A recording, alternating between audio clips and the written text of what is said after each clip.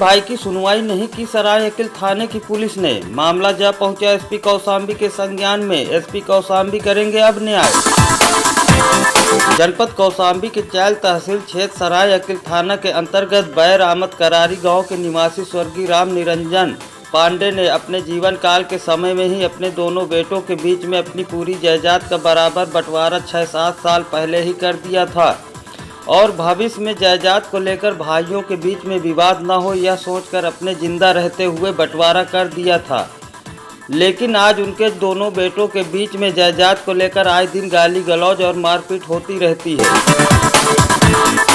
बता दें कि चैल तहसील के बैर अहमद करारी के निवासी स्वर्गीय राम निरंजन पांडे का एक मकान सरायकेला थाना क्षेत्र के बेनीराम कटरा चौराहे सरायकेला रोड पर है, जिसका बंटवारा स्वर्गीय राम निरंजन ने खुद दोनों बेटों को बराबर बांट दिया था। 15/12/2020 को उसी मकान में उनके छोटे बेटे रघुविंद्र कुमार पांडे अपने ही हिस्से में दीवार खड़ी कर रहे थे।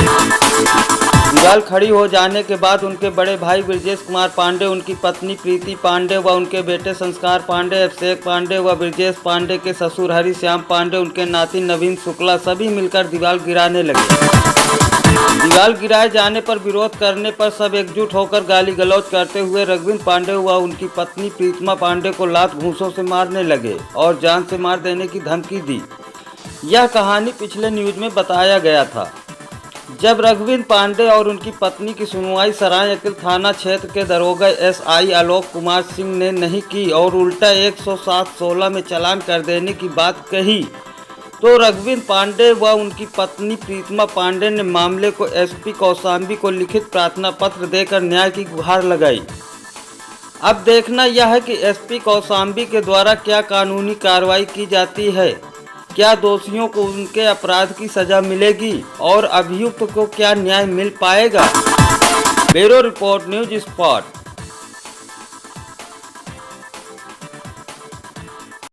आपने आज कप्तान साहब से मुलाकात किया और प्रार्थना पत्र भी दिया, तो ये प्रार्थना पत्र आपने किस संदर्भ में दिया, थोड़ा सा जानकारी देंगे? ऐसा सर कि मैं बैर अहमद करारी कौशाम्बी का रहने वाला हूँ और मेरे पिताजी का एक मकान श्री राम निरंजन पांडे जी का बेनीराम कटरा सरायकेला रोड पर भी स्थित है और उस मकान का बंटवारा पिताजी ने अपने जीवन काल में 6-7 साल पहले ही कर दिया था और लास्ट अप्रैल में उनका निधन हो गया है। और हमारा जो घर है दोनों भाइयों का, वो पिताजी ने उसको आपस में बांट दिया था। इसके बाद क्या हुआ कि मैं अपने हद में, यानी कि जो मेरी पार्टीशन की आंगन की दीवार है, सेंट्रल लाइन में पिलर पड़ा हुआ है और उसमें मैं अपनी ही ज़मीन में अपनी दीवार को उठा करके घर को सुरक्षित करना चाहता हूँ, क्योंकि आए दिन वहाँ पे चोरी होती रहती है। तो जब मैंने वहाँ पर दीवार उठाने की कोशिश की तो हमारे बड़े भाई साहब ब्रजेश पांडे, उनकी पत्नी प्रीति पांडे, अभिषेक पांडे, संस्कार पांडे और नवीन शुक्ला और हरिश्याम पांडे ने आकर के गाली गलौज मारपीट हम लोगों के साथ की। और वो लोग, हरिश्याम पांडे हमारे ब्रजेश कुमार पांडे जी के ससुर हैं, निवासी जयंतीपुर के हैं, जयंतीपुर कौशाम्बी। और नवीन शुक्ला जी जो उनका नाती है वो भी उनके साथ में था।